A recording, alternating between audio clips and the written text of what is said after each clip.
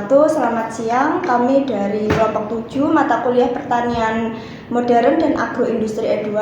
Dalam podcast kali ini kami mengangkat tema tentang regenerasi petani, sistem pertanian modern dan program food estate. Di sini kami bersama dengan narasumber kami yaitu Mas Hilman dan juga Mbak Indah yang siap berbagi ilmu dengan kita semua. Gimana nih kabarnya Mas Hilman sama Mbak Indah? Alhamdulillah baik. Ya baik. Kalau boleh tahu nih Mas Hilman dan Mbak Indah ini di Fakultas Pertanian ngambil jurusan apa ya? Kalau saya agronomi, dari jurusan agronomi. Kalau Mbak Indah? Kebetulan yang saya ambil ini dokter tanaman sih. Lebih terkenalnya kalau di pertanian tuh dokter tanaman.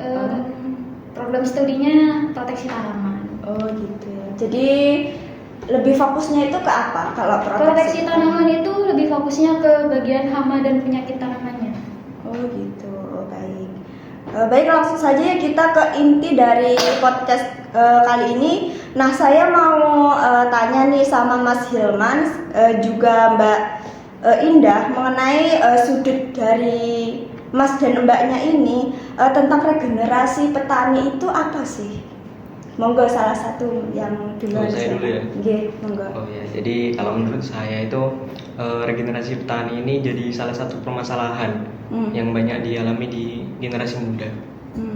Jadi bahkan Soekarno dulu pernah bilang petani itu penyangga tatanan negeri. Gitu. Nah, Soekarno sudah bilang begitu, tapi realitanya sekarang petani ini jadi profesi yang kurang dipandang.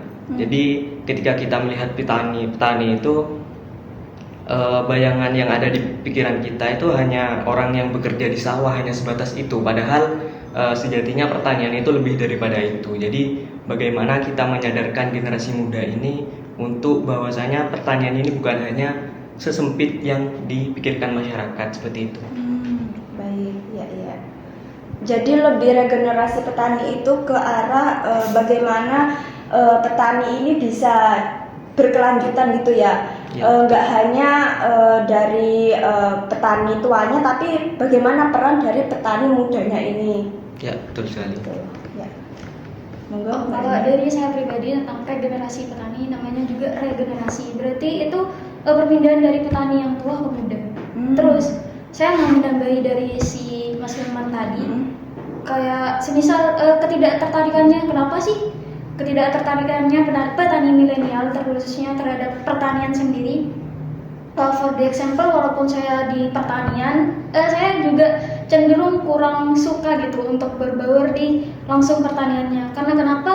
Karena yang pertama, harga finansial yang cukup tinggi. Nantinya semisal kayak harga komoditasnya yang gak nentu, itu mempengaruhi harga finansialnya. Kayak semisal nanti harga komoditas padi itu kan gak nentu juga. Semisal harga 5.000 di petani, terus nanti di tengkulak tuh lebih mahal gitu. Jadi itu mungkin yang faktor utama yang buat si petani milenial tuh nggak mau terjun langsung gitu sih.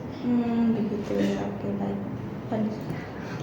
Seperti yang kita tahu bahwa generasi muda sekarang sudah enggan untuk menekuni profesi sebagai petani. Apa sih yang menjadi faktor utama yang mempengaruhi hal tersebut? Siapa? Saya dulu ya. Oh ya. Yang sudah saya juga sebutin tadi tentang kenapa sih petani milenial enggan untuk nerusin usaha tani gitu. Yang pertama itu karena kita nggak punya akses sumber dayanya. Semisal kita nggak mempunyai akses terhadap untuk lahannya, untuk modal nantinya, dan juga untuk infrastruktur yang nantinya kita gunakan untuk bertani. Terus yang kedua itu tentang harga finansialnya.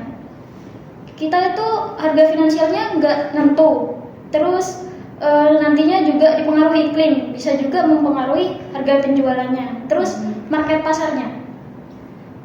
Kita juga sebagai petani susah gitu buat langsung ke pasar. Jadi harus tahap dari penjual ini gitu. Yang saya ketahui itu melalui begitu panjang perjalanannya, perjalanannya nanti biar langsung ke konsumen gitu. Itu Jadi elemen-elemen hambatannya itu mulai dari lahan, terus modal, Ya. terus juga pemasarannya kan nggak semua para petani itu punya elemen-elemen tersebut Ya. ya. Oke, ya baik.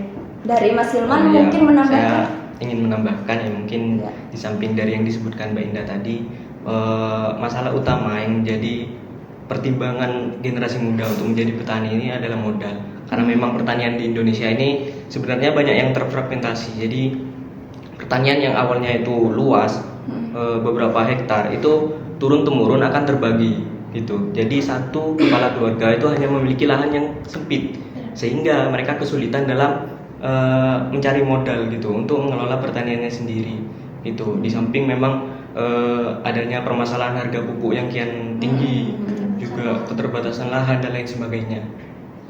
Oke ya. Mungkin ya saya juga ingin tanya juga. Biasanya kan selain dari modal, pupuk, lahan, juga pemasaran, biasanya kan anak muda ini merasa gengsi gitu ya mau menjadi petani. Itu menurut dari kalian gimana sih? Maksudnya tuh Gengsinya itu karena biasanya mereka lebih senang untuk merantau atau kerja di luar pulau karena hasilnya yang lebih menjanjikan dan juga pekerjaannya itu bisa apa ya, statusnya gitu di masyarakat itu dipandang lebih tinggi gitu loh. Ya, saya jawab duluan ya. Ya. Dulu saya pernah berpikiran gitu juga sebelum masuk ke Fakultas Pertanian. Jadi apa sih yang kita dapatkan di Fakultas Pertanian itu? Dan setelah saya masuk ke pertanian, dan ternyata pertanian itu tidak sesempit apa yang kita bayangkan. Jadi tidak hanya sebatas petak sawah itu saja. Pertanian itu bisa kita kembangkan seluas-luas mungkin. Saya pernah menganalogikan gini. Mungkin yang paling diminati di fakultas di Universitas Jember ini lebih ke fakultas kedokteran daripada pertanian kalau kita bandingkan ya. Padahal kalau saya pikir-pikir gini, orang minum obat itu nggak akan bisa minum obat kalau belum makan. Sementara yang memasok pangan ini petani gitu. Jadi kalau kita ngomong jasa, lebih berjasa mana sih gitu? Pertanian atau kedokteran? Memang semua punya ruang gerak masing-masing, tapi obat itu nggak akan bisa diminum kalau belum makan. Sederhananya begitu. Oke, baik. Dari Mbaknya. untuk saya pribadi kenapa sih lebih memilih untuk kerja di luar gitu, nggak nerusin usaha dari keluarga yang udah punya lahan sawah. Yang pertama sih itu karena finansialnya, nggak tentunya harga yang di pasaran gitu membuat si petani milenial terutama saya sendiri tuh enggan gitu turunnya buat ke lahannya sendiri. Terus yang kedua itu market pasarnya di Indonesia nih apa ya, bisa dibilang tuh kita tuh susah buat jual hasil produksi kita ke pasaran gitu. Jadi harus mulai dari tengkulak dan sebagainya gitu sih. Baik. Mungkin dari saya juga akan menanyakan bagaimana dari tanggapan Mas dan Mbaknya tentang sistem pertanian modern di Indonesia ini. Mayoritas itu petani masih menggunakan sistem pertanian yang tradisional atau mereka itu sudah menggunakan teknologi yang canggih. Kalau menurut saya di Indonesia sendiri realita yang terjadi itu masih banyak petani-petani kecil yang belum tersentuh teknologi.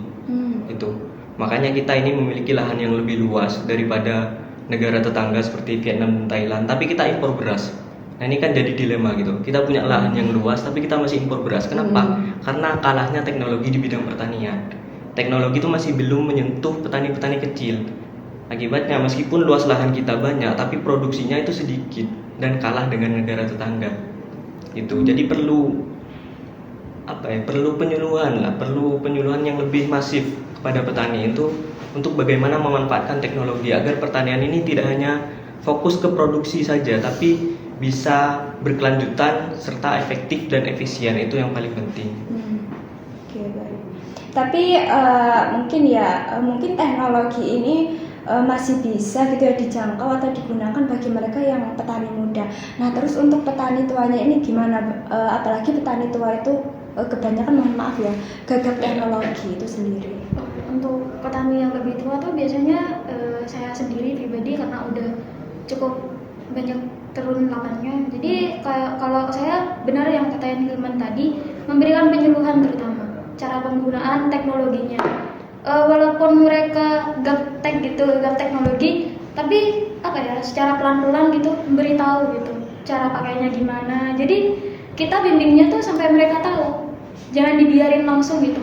Jadi kayak misal kemarin saya ada program yang di Sukorambi, yaitu pemanfaatan agen hayati mikoriza. Itu kan salah satu teknologi penggunaan agen mikoriza sendiri pada lahan pertanian.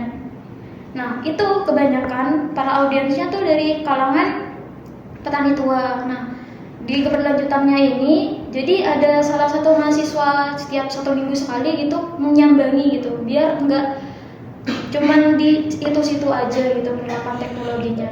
Jadi harus ada keberlanjutan dari program yang udah dicanangkan itu tadi. Baik. Kemudian kalau dari teknologinya itu sendiri kan biasanya itu disediakan oleh pemerintah atau petaninya sendiri yang harus beli gitu kan? Kan nggak semua petani itu kan kaya gitu kan? Gitu. Gimana? Kalau menurut saya, ketika kita mau mengintegrasikan pertanian dengan teknologi, tidak bisa kita limpahkan sepenuhnya ke petani, karena kita tahu mereka petani kecil, keterbatasan dalam modal, juga dibebani teknologi seperti itu, maka akan semakin berat. Perlu support dari pemerintah berupa bantuan ataupun tunjangan modal seperti itu kepada petani agar mereka bisa mengembangkan gitu. Jadi tidak bisa, menurut saya tidak efektif kalau kita bebankan kepada petani terkait dengan teknologi modern seperti itu.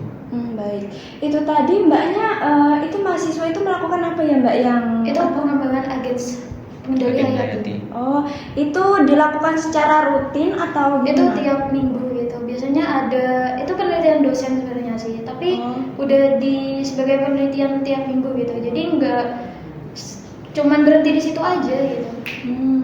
Baik. Jadi itu berkelanjutan ya? Iya. Walah, oke baik.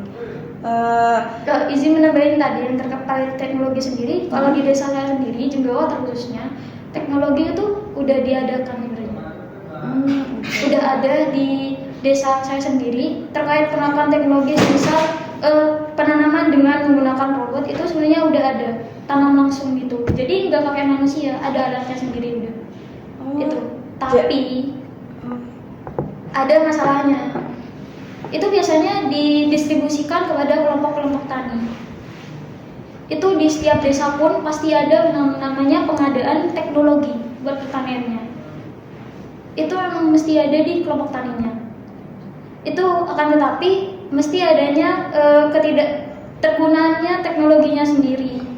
Entah itu biasanya digunain salah guna gitu, biasanya oleh si ketua kelompok taninya itu dijual entah gimana. Nah, itu menjadi salah satu PR buat kita semua, nggak khususnya cuman bagi anak pertanian sendiri, buat gimana sih biar teknologinya itu nggak dijual atau cuman mandek gitu aja si teknologinya gitu. Biasanya itu teknologinya semisal nih, aku sebagai ketua kelompok taninya dikasih cangkul 25 biji cangkul. Nah, itu separuh dari cangkulnya itu dijual. Kebanyakan yang aku tahu langsung di lapangannya sendiri itu kebanyakan gitu, langsung dijual gitu. Jadi itu merupakan PR buat kita semua gitu. Oh, jadi seperti itu.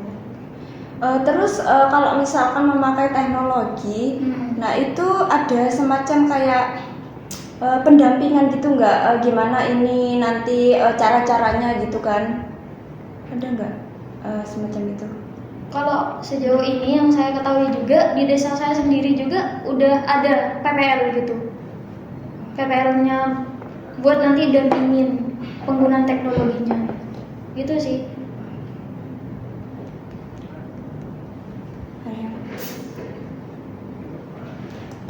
Jadi ini juga saya mau tanya, aku kan pernah turlap di Banyuwangi itu tentang petani buah naga.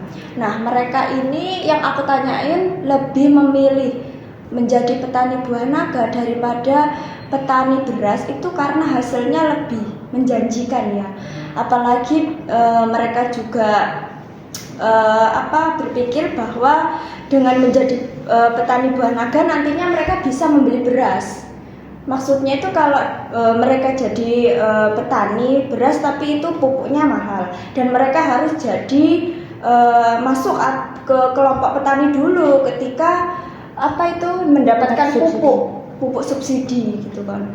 Nah, menurut saya juga di sini saya nemukan bahwa mungkin nggak hanya masalah pupuk aja gitu ya yang dialami oleh petani ini, tapi petani itu termasuk petani muda itu kayaknya pola pikir atau mindsetnya itu sudah beralih dari pertanian itu udah dijadikan sebagai sebuah komoditas, sebagai nilai tukar gitu loh. Jadi mereka itu lebih mengejar sebuah keuntungan gitu loh, menjadi petani buah naga itu tadi.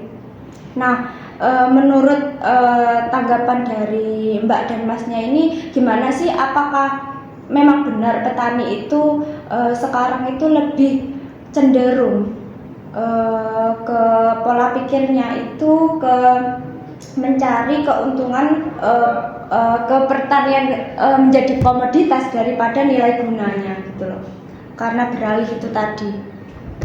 Ya, kalau menurut saya karena petani ini memang dari kalangan menengah ke bawah gitu. Jadi kalau ditanyakan apakah mereka mendahulukan keuntungan, pastinya iya. Dari dulu sampai sekarang pun iya. Karena mereka bertani secara tidak langsung mereka juga mencari keuntungan dari apa yang mereka lakukan. Juga mereka ini inputnya lebih banyak sebenarnya daripada pedagang, daripada pengepul gitu. Tapi realita yang sering terjadi itu mereka mendapat harga yang lebih rendah daripada harga yang didapatkan oleh pengepul. Misal saya pernah dapat cerita tentang petani buah naga juga.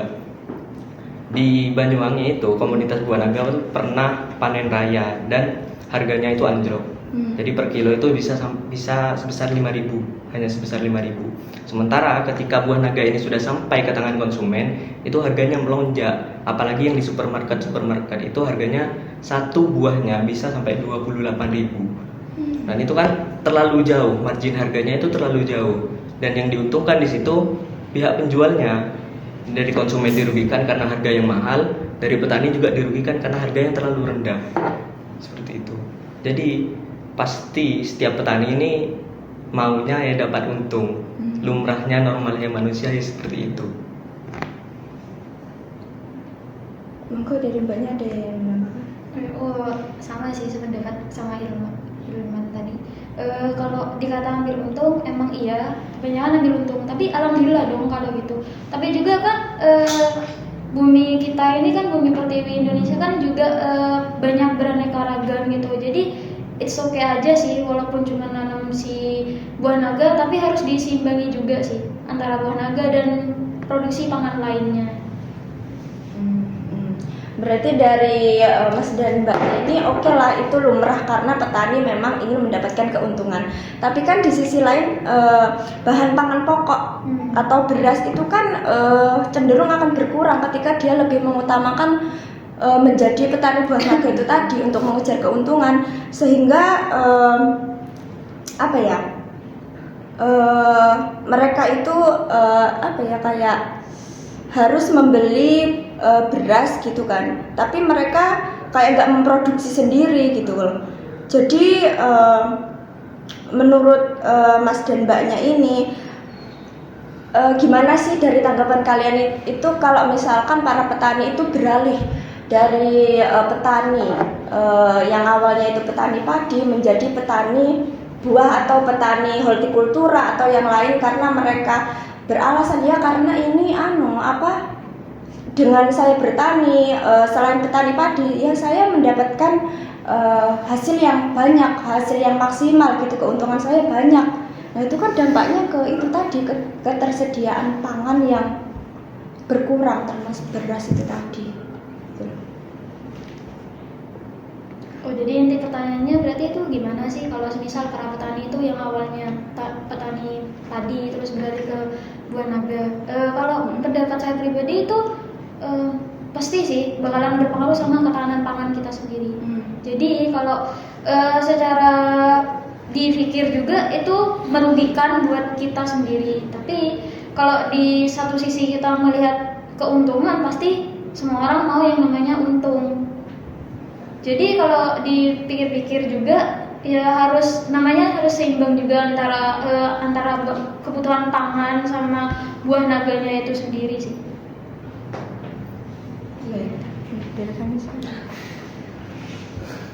Mengapa sih ketahanan pangan merupakan hal yang penting bagi suatu negara, serta bagaimana cara untuk memenuhi ketahanan pangan tersebut? Oh ya, saya dulu ya. Jadi ketahanan pangan itu penting karena saya ngutip dari Soekarno lagi ya. Jadi pangan itu adalah urusan hidup dan matinya suatu bangsa. Gitu. Jadi ya penting, pangan itu penting karena setiap hari kita makan, 3 kali sehari kita makan. Gitu. Jadi kalau nggak ada pangan, krisis pangan, ya masyarakat Indonesia sendiri yang akan bingung nantinya. Kalau dari saya pribadi ya sangat penting sih ketahanan pangan sendiri. Ketahanan pangan tuh kenapa penting? Yaitu untuk mencukupi, untuk amannya sendiri buat ketahanan pangannya dan bergizi buat si penduduknya juga. Untuk bagaimana sih caranya mengatasi buat ketahanan pangannya sendiri itu yang pertama diversifikasi produksinya. Apa sih diversifikasi produksinya itu sendiri? Diversifikasi produksi ini kayak mencegah biar nggak adanya wabah penyakitnya, terus bagaimana kita nantinya si produksi pangannya itu biar lebih beragam juga. Terus yang kedua ini yang saya juga tahu itu perbaikan infrastruktur pertaniannya untuk buat ketahanan pangannya. Misal perbaikan infrastrukturnya itu kayak di irigasinya, di jalan buat nantinya, terus di distribusi buat pangannya sendiri. Kalau misalkan ketahanan pangan itu tadi dikaitkan mungkin di dalam negeri ya itu. Kalau misalkan impor mendatangkan beras dari luar itu apa juga termasuk salah satu dari ketahanan pangan? Ya, izin jawab ya. Karena pasca COVID itu dari FAO itu ada isu krisis pangan. Jadi dari pemerintah sendiri itu berinisiatif untuk melakukan ekspor karena tekanan adanya isu krisis pangan itu tadi yang dikhawatirkan tidak akan mencukupi kebutuhan dalam negeri. Jadi seperti itu. Karena memang produksi dalam negeri kita masih kurang, jadi terpaksa harus impor untuk memenuhi kebutuhan dalam negeri. Tapi sebenarnya kalau kita pikir-pikir dengan luas lahan yang sekian luasnya, kita bisa mencukupi kebutuhan dalam negeri. Tapi kenapa nggak bisa masih? Ya, kenapa kok nggak bisa? Karena itu tadi keterbatasan teknologi pertanian. Kita kalah dari sisi teknologi dari negara-negara tetangga. Makanya kita impor dari negara-negara tetangga. Gitu. Jadi penting sekali untuk adaptasi teknologi bagi para petani-petani ini untuk mencukupi kebutuhan dalam negeri. Seperti itu.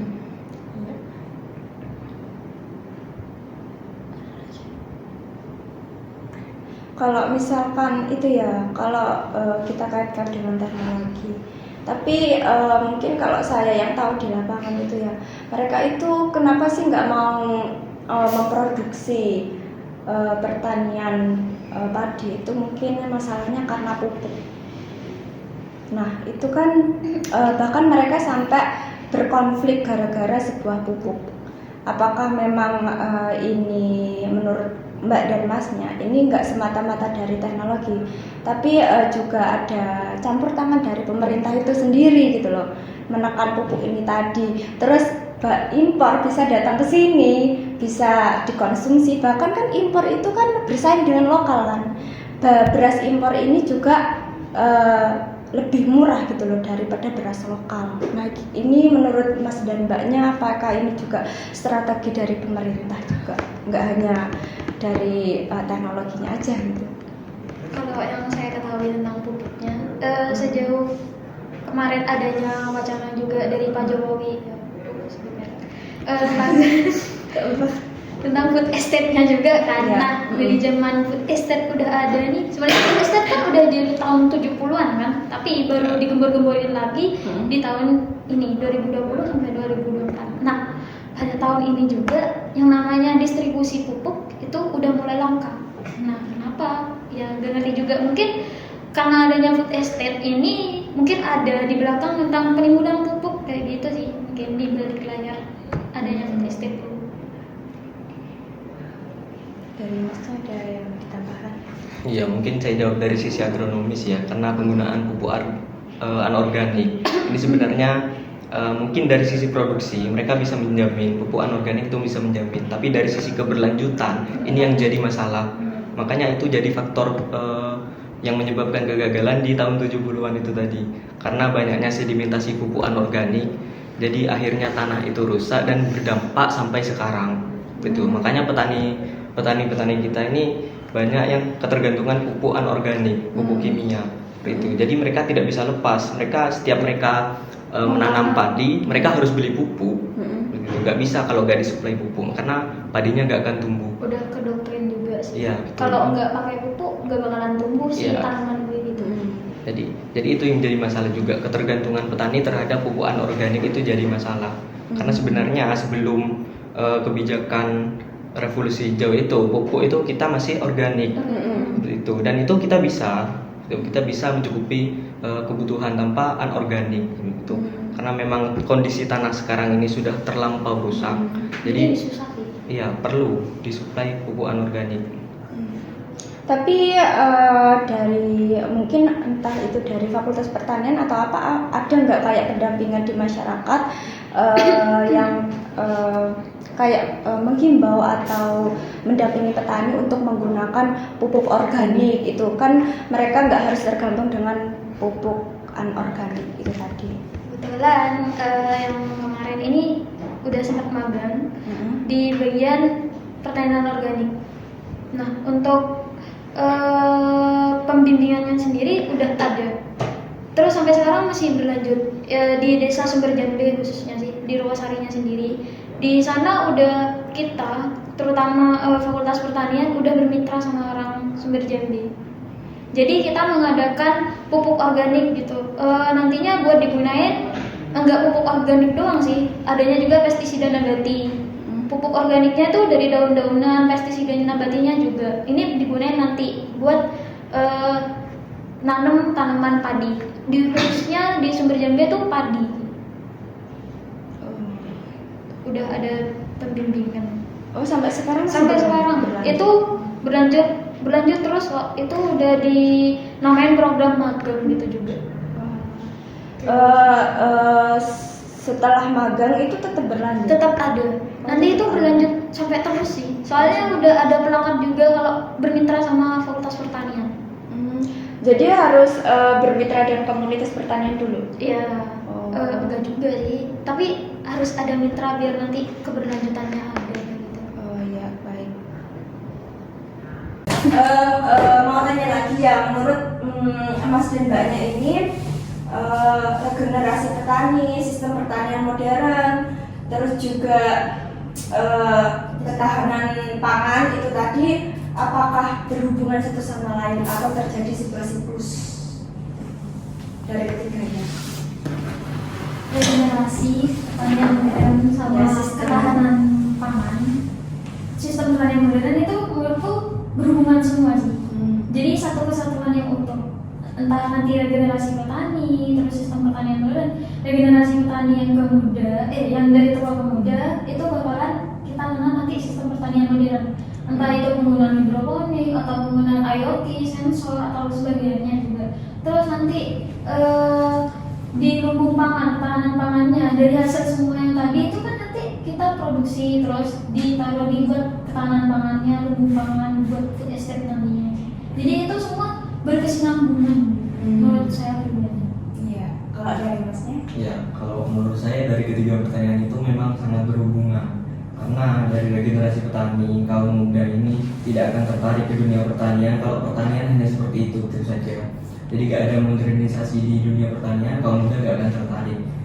Kemudian setelah pertanian ini termodernisasi, maka produktivitas kemudian ketahanan pangan itu akan dapat ditunjang dengan adanya modernisasi tadi, dengan kemajuan teknologi dan inovasi tentunya. Itu saja. Oke, berarti dari ketiganya ini saling bergantung satu sama lain. Kalau misalkan salah satu dari ketiganya ini bermasalah itu gimana? Apakah juga akan mempengaruhi ketahanan pangan itu tadi? Ya, jelas. Kayak regenerasi petani gitu, regenerasi pertanian itu nggak ada. Terus nanti gimana sih nanti buat sistem pertanian modernnya itu jalan-jalan gitu salah satunya. Oke, baik.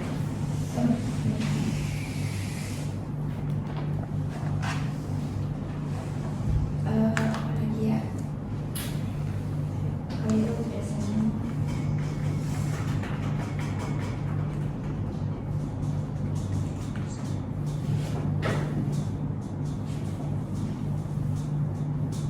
Kalau misalkan lebih ada kerana politiknya mau nggak? Aduh, yang penting soalnya kalau politik juga nggak paham-paham banget sih.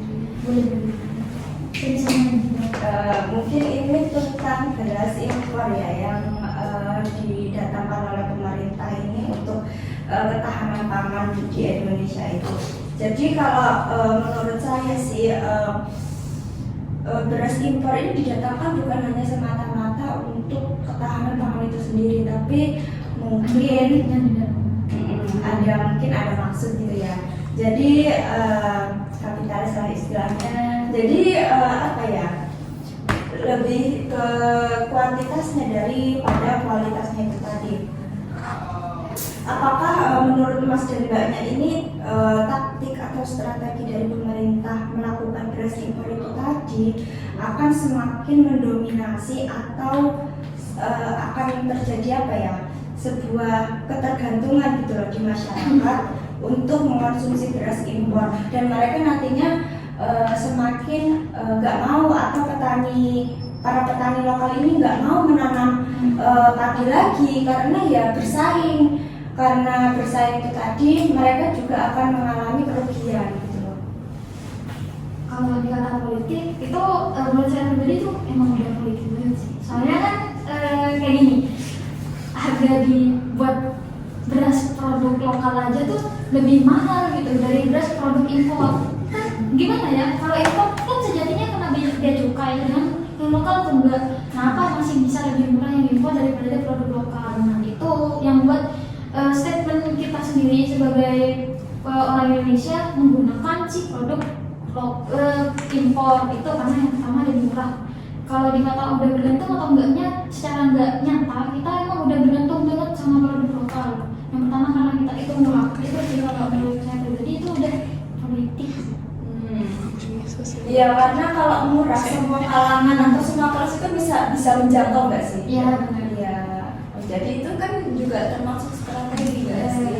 Beras impor, terus kan kita pasti mikir impor nih mestinya kan mahal ya, barang mahal. Tapi kenapa impor itu justru lebih murah? Jadi itu kan taktik atau strategi mereka supaya ya itu tadi bisa masyarakat semua kelas atau golongan, entah itu atas atau bawah, itu bisa mengkonsumsi atau bisa membeli produk impor itu tadi. Itu enggak sih dampaknya ke petani lokal itu tadi? Berdampak sih, soalnya kan lama-kelamaan kita konsumsi yang namanya produk impor, jadi kita seakan-akan udah gak mau gitu buat konsumsi produk lokal karena mahal. Terus apa ya, lebih banyak juga produksi yang impor daripada yang lokal gitu. Kalau misal hari ini kita pengen si beras lokal tapi udah gak ada, ya udah berarti kan produk impor. Dari mungkin Fakultas Pertanian ini ada nggak kayak semacam kayak apa ya, mengetes gitu nggak sih, kayak beras impor sama lokal ini sebenarnya kualitasnya itu baik mana gitu dari segi kualitasnya, karena pemerintah itu kan wacananya kalau beras impor ini lebih bagus gitu kan daripada lokal. Kenyataannya seperti apa, mungkin ada? Ya kalau ujinya saya belum tahu pasti apakah sudah ada pembandingan antara lokal dan impor. Tapi kalau dilihat dari segi kualitas, jelas yang impor itu biasanya lebih unggul karena ada standarnya. Jadi mereka kita mengimpor beras itu kan ada standarisasinya seperti itu. Kemudian juga di beras lokal ini banyak terjadi permasalahan. Biasanya permasalahannya itu ya bisa dari sisi penyakit, terus kemudian kadar air biasanya itu. Biasanya kadang petani ini menjual dalam bentuk yang terlalu masih basah atau terlalu kering gitu biasanya. Jadi tidak sesuai standar, sehingga nanti di penyimpanan itu, jadi itu berpengaruh juga. Ya kalau terlalu basah itu biasanya berpengaruh ke kualitas kan. Kalau disimpan lama itu harus yang keringnya itu pas seperti itu. Oke, baik. Kalau tentang teknologinya sendiri itu biasanya kalau dalam pertanian itu kan kalau menggunakan teknologi itu apa enggak sih pertaniannya itu dalam pertanian itu lebih dampaknya ke lingkungan itu cenderung lebih besar enggak sih, misalnya daripada yang tradisional nih kan, kalau yang dulu bajak sawah pakai sapi atau kerbau, kalau sekarang kan pakai traktor. Nah itu kan dampaknya juga semakin apa ya, semakin bisa memperburuk lingkungan juga kan, pencemaran ke lingkungan. Terus kalau dari segi kualitas dari pertanian itu sendiri gimana? Misalkan kalau menggunakan teknologi itu cenderung lebih baik kualitasnya atau lebih menurun? Kalau dari saya pribadi terkait penggunaan namanya kita dan nggak mungkin tetap berada pada zaman yang tetap aja kan, namanya juga perkembangan zaman kita bakal ngikutin namanya alur. Tapi gimana pun alur yang kita ikutin itu harus baik gitu. Jadi kita nggak boleh harus terbawa arus alurnya itu. Kalau dikata mengurangi atau lebih bagus, menurut saya pribadi itu sama-sama aja sih. Terkait kualitasnya sama-sama aja juga. Yang pertama gunain bajak, terus yang ada produk terbarukan yaitu menggunakan traktor, itu sama aja, karena menurut saya pribadi lebih efisien gitu untuk terkait waktunya, terus terkait hal lainnya lebih efisien gitu kalau menggunakan alat yang lebih modern gitu, lebih canggih juga. Kalau terkait lingkungan ya juga sih, di si traktor itu kan juga mencemari polusi. Tapi kalau buat tanamannya sendiri polusi. Oh gitu, polusi ya enggak polusi enggak mempengaruhi si padi sih sebenarnya. Ya kalau dari penggunaan traktor tuh sebenarnya ada risetnya ya. Jadi pengaruhnya itu bukan ke tanamannya tapi ke tanah. Jadi penggunaan alat berat itu biasanya mereka kan berat gitu, menekan gitu. Jadi tanah ini konturnya itu semakin padat.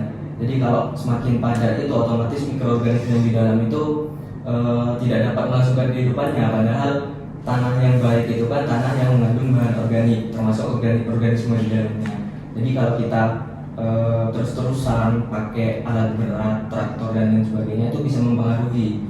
Tapi kan dari segi efektivitas itu lebih efektif daripada membajak dengan kerbau, apalagi dengan manual, itu lebih efektif. Jadi dari sisi produksi itu juga menunjang. Jadi perlu disimbangkan sebenarnya antara penggunaan traktor ini idealnya itu seberapa besar penggunaannya gitu. Jadi jangan setiap kesempatan kita pakai traktor terus-terusan, alat berat juga gitu. Jadi perlu disimbangkan juga. Baik, kalau dari saya sudah cukup pertanyaannya. Mungkin dari teman saya ada yang menambahkan? Sudah, mungkin itu saja diskusi kita di podcast kali ini. Kurang lebihnya saya mohon maaf ya jika ada salah kata. Terima kasih kepada Mas Hilman dan juga Mbak Indah. Assalamualaikum warahmatullahi wabarakatuh.